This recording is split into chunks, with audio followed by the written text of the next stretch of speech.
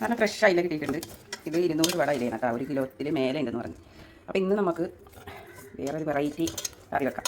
Okay, fresh അയില. മീൻ കറിക്ക് ഇന്ന് കുടംപുളി ആട്ടം എടുത്തേക്കണത്, 2 കഷ്ണം എടുത്തിട്ടുണ്ട്. ഇത് കഴുകി വെള്ളത്തിലിട്ട് വെക്കാം. ഇതൊന്ന് ചതച്ചെടുക്കണം. ചെറിയ ഉള്ളി, ഇഞ്ചി, പച്ചമുളക് മീൻ കറിക്ക് ആവശ്യമുള്ള സാധനങ്ങളാണ്. പിന്നെ മുളക് പൊടി. ഇതിൽ കുറച്ച് ഈ മീൻ കറി വെക്കണതിന് കുറച്ച് മല്ലിപ്പൊടി ചേർക്കുന്നുണ്ട് കേട്ടോ. ഇതൊന്ന് ചൂടാക്കി എടുക്കാം. കറി വെക്കാനുള്ള മീൻ മുറിച്ചെടുത്തിട്ടുണ്ട്. ബാക്കി അധികമുള്ള മീനെടുത്ത് വെള്ളമൊഴിച്ച് ക്ലീൻ ചെയ്ത് വെച്ചിട്ടുണ്ട്. ഞാൻ പറഞ്ഞില്ലേ, ആദായമുള്ളപ്പോൾ ഞാൻ മീൻ വാങ്ങിച്ച് സ്റ്റോക്ക് ചെയ്യും. ഇനി നമുക്കിതൊന്ന് ചൂടാക്കി എടുത്തിട്ട് വരാം. ഇപ്പോൾ മീൻ കറി വെക്കാം. ഇതൊരു എളുപ്പം ഉണ്ടാക്കാൻ പറ്റിയ മീൻ കറിയാണ് കേട്ടോ. ചൂടായ മസാലകൾ ഇട്ട് കൊടുത്ത്, ഞാൻ സമയമില്ലാത്ത നേരത്തൊക്കെ ഇങ്ങനത്തെ കറി വെക്കും, പെട്ടെന്ന് കഴിയും. ഇതിൽ പച്ചമുളക് ഒഴിച്ച് ബാക്കിയെല്ലാം ഇതിലോട്ട് ഇട്ട് കൊടുക്കുക. പച്ചമുളക് ഇട്ടാൽ അത് എരിവ് കൂടും. എല്ലാം ഇതിലോട്ട് ഇട്ടിട്ടുണ്ട്.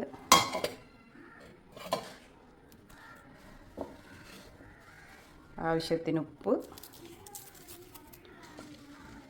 കുറച്ച് വെളിച്ചെണ്ണ. ഇത്രയും ചെയ്തതിന് ശേഷം ഇതെല്ലാം കൂടി നല്ല തിരുമ്മി കൂട്ടണം. നല്ല എന്താ പറയുക, സൂപ്പറായിട്ട് തിരുമ്മി അങ്ങ് കൂട്ടണം. ഞാൻ തിരുമ്മി കൂട്ടി കഴിഞ്ഞിട്ട് കാണിച്ചു തരാവേ. നന്നായിട്ട് അത് തിരുമ്മി കൂട്ടി നല്ല ഗ്രേവി ആക്കിയിട്ടുണ്ട്. അതിലേക്ക് ഇനി പച്ചമുളക് ഇടാം. പച്ചമുളക് തിരുമ്മി കൂട്ടാഞ്ഞത് എരിവ് കൂടണ്ടെന്ന് വിചാരിച്ചിട്ടാണ്. എനിക്ക് എരിവ് പൊതുവേ ഇത്ര അധികം ഇഷ്ടമല്ല. ഇതിലേക്ക് കഴുകി വെള്ളത്തിലിട്ട് വെച്ച പുളി അങ്ങോട്ട് ഇട്ട് കൊടുക്കാം.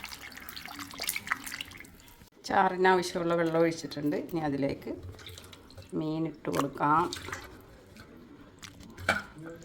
വേറെ ഒരു പണിയില്ല കേട്ടോ. ഇത് അടുപ്പിൽ വെക്കുക, കറി പറ്റിച്ചെടുക്കുക, ഇത്രയേ ഉള്ളൂ പരിപാടി. എങ്ങനെയുണ്ട്? ഈസി അല്ലേ? എല്ലാവരും ഒന്ന് ചെയ്ത് നോക്കണേ കേട്ടോ. മീൻ കറി റെഡി ആയിട്ടുണ്ട്. കുറച്ച് പയർ വേവിക്കാൻ വെച്ചിട്ടുണ്ട്. ചീരക്ക് പയറിട്ട് വെക്കാം.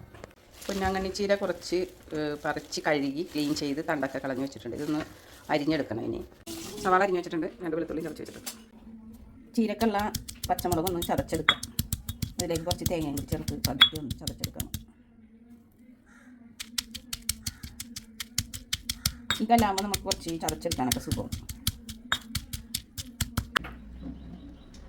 കടുക് പൊട്ടിയിട്ടുണ്ട്. വെളുത്തുള്ളി കൊടുത്ത് സവാള,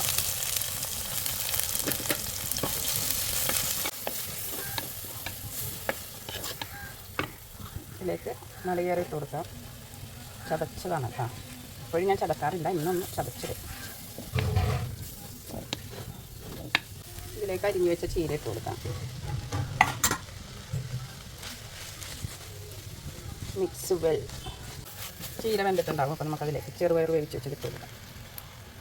അത് വെള്ളം ഉണ്ടാകാതിരിക്കാനാണ് ഞാൻ ഇങ്ങനെ അരിപ്പ കയ്യിലെടുത്ത് വെച്ചത്. അപ്പോൾ നല്ല ചീര നല്ല ഫ്രൈ ആയിട്ടിരിക്കും. വെള്ളം പിന്നെ നമ്മുടെ ചെറുപയറിൽ വെള്ളം ഉണ്ടെങ്കിലേ വെറുതെ കുഴാന്നിരിക്കും. ഒരു സുഖം ഉണ്ടാവില്ല കഴിക്കാൻ. ചീര പയർ തോരൻ റെഡി ആയിട്ടുണ്ട്. ഫൈനൽ ലുക്ക് ഇതാണ് കേട്ടോ. പച്ചമുളക് ഇട്ടതുകൊണ്ടാണ് ഇങ്ങനെ ഈ കളർ പച്ച കളറായിട്ടുണ്ട്. അടിപൊളിയല്ലേ?